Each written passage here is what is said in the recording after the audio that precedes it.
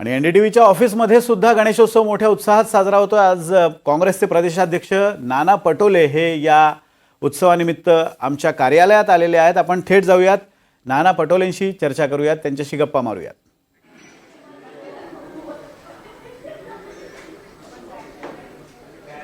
नमस्कार, आपल्या सर्वांचं स्वागत एनडीटीव्ही मराठीच्या न्यूजरूममध्ये आणखी एक खास पाहुणे आलेली आहेत गणपती बाप्पाच्या दर्शनासाठी। काँग्रेसचे प्रदेशाध्यक्ष नाना पटोले सध्या माझ्यासोबत आहेत। नाना भाऊ, खूप खूप स्वागत एनडीटीव्ही मराठीच्या स्टुडिओमध्ये। गणपती बाप्पा आशीर्वाद घेण्यासाठी तुम्ही आला? पहिल्यांदाच आमच्या स्टुडिओमध्ये ना? बिलकुल, पहिल्यांदा आपल्या या स्टुडिओमध्ये आलो। फार झकास आहे आपला स्टुडिओ। महाराष्ट्राचं राजकारण पण झकास आहे का सध्या? नाही, महाराष्ट्राचं राजकारण जे शाहू फुले आंबेडकर विचाराचं होतं, छत्रपती शिवाजी महाराजांचं विचाराचं होतं, त्याला मलिन करण्याचं पाप हे सातत्यानं महाराष्ट्रात होती आहे। मालवणमधली घटना आत्ताच झालेली घटना आहे।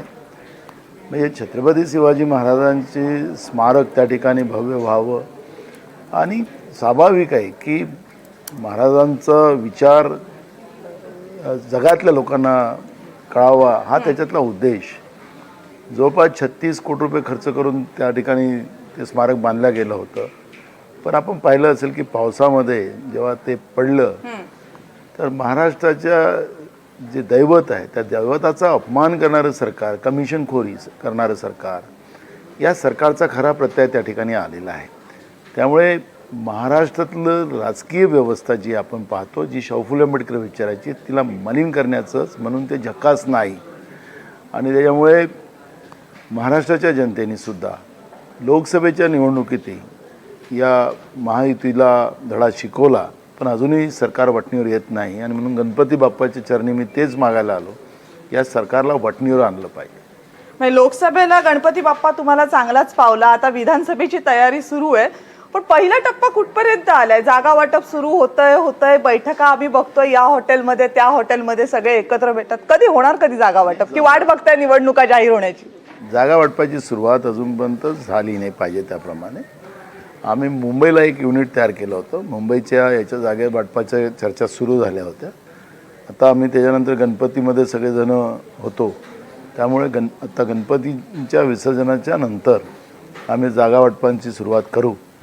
निवडणुका तर घ्यावं लागणार आहे, हे जिल्हा परिषद पंचायत समितीच्या निवडणुका नाही आहे किंवा नगरपालिका महानगरपालिकेच्या, त्यांना वेळेवरच ह्या निवडणुका घ्यावं लागणार। कधी होणार? कारण रोज वेगवेगळ्या तारखा येत आहेत, मुख्यमंत्री म्हणतायत नोव्हेंबरमध्ये होतील म्हणून। 26 नोव्हेंबरच्या पहिले नवीन सरकार आलं पाहिजे, हेच आपल्याला दिशादर्शक ठरवत आहे। त्यामुळे नोव्हेंबरमध्ये निवडणुका होणारच आणि निवडणूक आयोगाला ते जाहीर करावंच लागणार। तुमचा विश्वास आहे 26 नोव्हेंबरच्या अगोदर नवीन सरकार येईल? आमचा लोकशाहीवर विश्वास आहे, त्याच्यामुळे आमचा विश्वास आहे। पण भाजपचा आणि भाजपप्रणित सरकारचा लोकशाहीवर किती विश्वास आहे किंवा हुकुमशाही तानाशाही व्यवस्था जी आज देशामध्ये निर्माण झालेली आहे त्याचा तो विचार चालेल तर मग काहीतरी त्या ठिकाणी अडचण येऊ शकतं। कारण की सध्या निवडणूक आयोग हे केंद्र सरकारची कडबवली तयार झालेली आहे आणि हे लोकांनाही कळत आहे। त्यामुळे आमचा लोकशाहीवर विश्वास असल्यामुळे आमच्या या निवडणुका नोव्हेंबरमध्ये होतील असा आमचा विश्वास। पण तुम्ही जेव्हा म्हणताय की निवडणूक आयोग केंद्र सरकारच्या हातातली बाहुली आहे, तेव्हा तुमचा असा रोख आहे की निवडणुका पुढे ढकलल्या जातील। का निवडणुका पुढे ढकलाव्या वाटतायत? निवडणुका होतील की नाही असा तुम्ही प्रश्न विचारलात, म्हणून मी त्याला सांगितलं की आमचा विश्वास आहे की नोव्हेंबरमध्ये 26 नोव्हेंबरच्या पहिले महाराष्ट्रामध्ये नवीन सरकार आलं पाहिजे।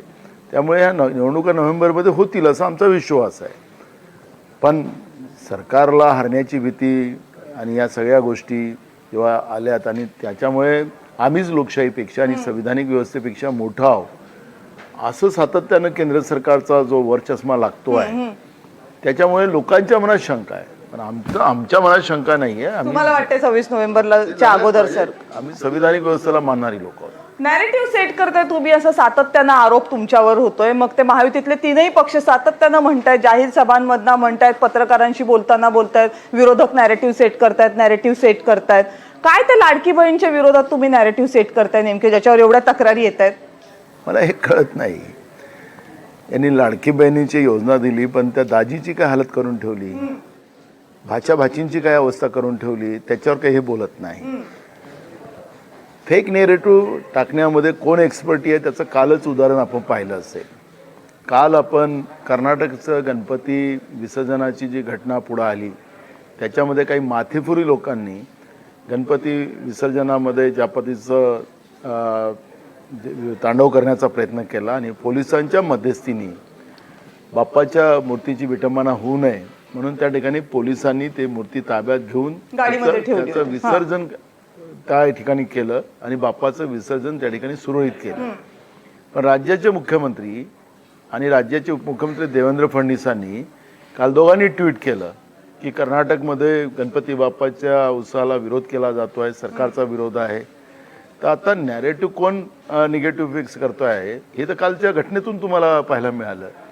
म्हणजे आम्ही कधीच चुकीचं नॅरेटिव्ह टाकलं नाही, पण फेक नेरेटिव्ह टाकणारी लोक आतापासून आतापर्यंत फेक नेरेटिव्ह कोणी टाकलं की आमचं सरकार केंद्रात आलं तर 15 लाख रुपये काळा धन काढून 15 लाख रुपये खात्यामध्ये टाकले गरिबाच्या, हे कोणी सांगितलं? 2 कोटी युवकांना दरवर्षी नोकऱ्या देऊ, हा फेक नेरेटिव्ह कोणी टाकला? शेतकऱ्यांचं सगळं कर्ज माफ करून टाकू, शेतीच्या मालाला दुप्पट भाव देऊ, हे कोणी फेक नेरेटिव्ह टाकला? तर फेक नेरेटिव्ह टाकण्यामध्ये बीजेपी एक्सपर्ट आहे. आम्ही लोकांनी कधीच फेक नेरेटिव्ह टाकला नाही आणि त्याच्यामुळे निवडणुका हारण्याच्या भीतीनं आपला आरोप दुसरा कसा लावायचा हा प्रयत्न भाजप आणि त्यांच्या सोबतीतले पक्ष करतात आहेत. त्यामुळे खऱ्या अर्थानं फेक नेरेटिव्ह या देशामध्ये राज्यामध्ये कोण टाकतं हे आपण पाहिलं. ज्याला धार्मिक, कारण पहिले तर भगवान श्रीरामाच्या नावाने फेक नेरेटिव्ह टाकायचे, आता तिथं भगवान श्रीरामाच्या मूर्तीवर पाणी गळतं आहे, राम मंदिरमध्ये पाणी गळतं आहे, त्याच्यावरची चर्चा नाही. आता राम मंदिराला सोडलं, आता गणपती बाप्पाला आता ते राजकारणात आणतात आहे. तर या पद्धतीचं धार्मिक विध्वंस निर्माण करण्याचा जो प्रयत्न सातत्यानं फेक नेरेटिव्हच्या माध्यमातून बीजेपी आणि त्यांची सोबती करतात आहेत, त्यांनी आमच्यावर फेक नेरेटिव्हचा आरोप लावण्यापेक्षा त्यांनी आपलंच एक बोट तिकडे करत असतील तर 4 बोटं त्यांच्याकडे फिरतात, तर एवढं लक्षात त्यांनी ठेवावं. बरोबर. आता तुम्ही म्हणताय की आम्ही जुनी पेन्शन योजना आणू, आता सरकारचं असं म्हणणं आहे की त्या लाडकी लेखला तुम्ही उत्तर देण्याचा प्रयत्न करता किंवा राजकीय विश्लेषकांचं म्हणणं आहे ती जुनी पेन्शन योजना खरंच परवडणारी आहे का? ज्या काँग्रेस शासित राज्यांमध्ये ही योजना सुरू झालेली आहे त्या काँग्रेस शासित राज्यांची आर्थिक परिस्थिती डबघाईला आल्याचं काहींचं म्हणणं आहे. तर तुम्हाला खरंच वाटतंय की महाराष्ट्राला ही जुनी पेन्शन योजना परवडणार आहे की निवडणुकीपुरतंच आश्वासन देताय तुम्ही? त्या राज्यामध्ये कर्मचाऱ्यांचे पगार द्यायला असं कधीच आता अडचण पडलेली नाही. आम्ही ऐकतो ना, कर्नाटकमध्ये असेल, तेलंगणामध्ये असेल, हिमाचलमध्ये असेल, या सगळ्या राज्यामध्ये तिथं सुरळीत काम चाललेलं आहे. डेव्हलपमेंटची कामं चाललेली आहे, कर्मचाऱ्यांचे पगार वेळेवर केले जातात, लोकांचे प्रश्न सोडवले जातात. पण महाराष्ट्रामध्ये आत्ता तुम्ही माहिती घ्या, महाराष्ट्रामध्ये या महिन्यात कर्मचाऱ्यांचे पगार द्यायला सुद्धा पैसे नाहीत. 10 लाख कोटीचं कर्ज या राज्यावर सरकारवर करून ठेवण्याचं पाप या सरकारने केलेलं आहे. सगळ्या योजना कर्जबाजाराच्या रूपाने करतात आहेत. लाडक्या बहिणीच्या योजनेला आम्ही कधीही विरोध केलेला नाही. आमचा मुद्दा एकच स्पष्ट आहे की गरिबांना योजना मिळाल्या पाहिजेत. त्या लोकांच्या खिशातून जेव्हा आम्ही पैसे काढतो त्यांच्या खात्यात पैसे जमा झाले पाहिजेत, त्यांना त्याचा लाभ मिळाला पाहिजे. अनिल अंबानीचे तुम्ही 1,17 कोटी रुपये तुम्ही माफ करता, त्याची जाहिरातबाजी करत नाही. त्याची जाहिरातबाजी, माझा मुद्दा आहे, त्याची जाहिरातबाजी तुम्ही करत नाही.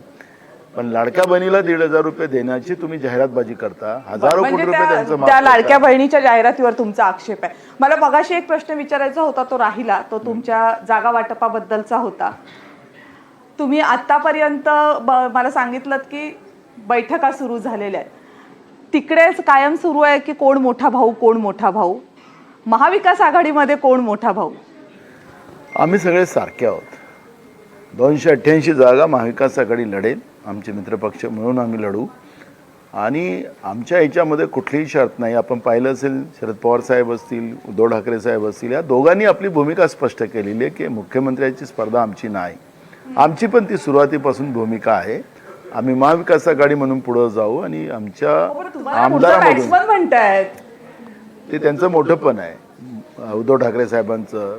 मी तुम्हाला त्याच्यामध्ये एवढंच सांगतो की आमची भूमिका स्पष्ट आहे की ही जी महाभ्रष्टाचारी सरकार, आज तुम्हाला माहिती आहे मी भ्रष्टाचाराचा आरोप काय लावतो आहे, आरोप नाही आहे, वस्तुस्थिती आहे. रस्त्यांचे टेंडर यांनी काढले लाखो कोटी रुपयाचे, सगळे कर्जरूपी पैसे घेतले. आणि 70% 80% अभाऊ एस्टिमेट पहिलेच वाढवून घेतलेले आहेत, वरून त्याला 70% 80% म्हणजे लाखो कोटी रुपयाचा भ्रष्टाचार हे लोक बाप्पाच्या यांनी मला करतात. सांगा की नाना पटोलेंची मुख्यमंत्री होण्याची इच्छा आहे की नाही? बॅट्समनच राहायचंय की मुख्यमंत्री होण्याची इच्छा आहे? काय आता बाप्पाच्या समोर तर खोटं सांगणार नाही तुम्ही मला. एक बघा, मी सामान्य परिवारातून इथपर्यंत पोहोचलेला आहे.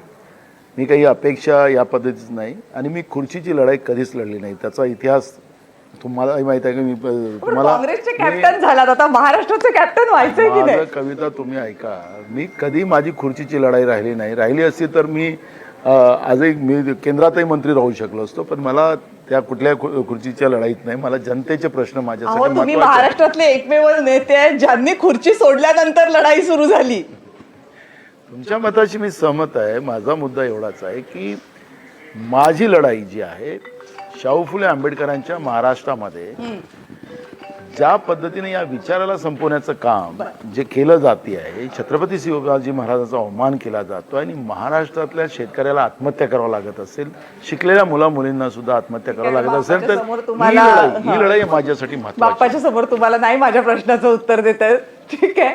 पण नाना भाऊ, आज तुम्ही एनडीटीव्ही मराठीच्या स्टुडिओमध्ये तुम्हाला त्याच्या तुमच्या प्रश्नाला मी थांबवतो. आम्ही लोकांनी निर्णय असा केलेला आहे की पहिले महाविकास आघाडी म्हणून लोकांच्या पुढे जाऊ आणि तिथून आमच्या आमदारातून आम्ही सिलेक्ट करू आणि जे आमदारांचं मत असेल आणि आमच्या हायकमांडचे जो निर्णय असेल त्याला सगळ्यांना मान्यता राहील आणि त्याच्यातून आम्ही मुख्यमंत्री नाना बनू. भाऊ, पण हे एवढी नागरिकशास्त्राच्या पुस्तकातलं पण उत्तर मला सांगताय जे तुम्हाला मी कधीच खरं होत नाही. तुम्हाला मी सांगतो ते खरंच होणार आहे आणि महाराष्ट्रामध्ये महाविकास आघाडीचं सरकार बहुमतामध्ये येणार हा मी तुम्हाला गणपती बाप्पांच्या समोर विश्वासानं सांगतो.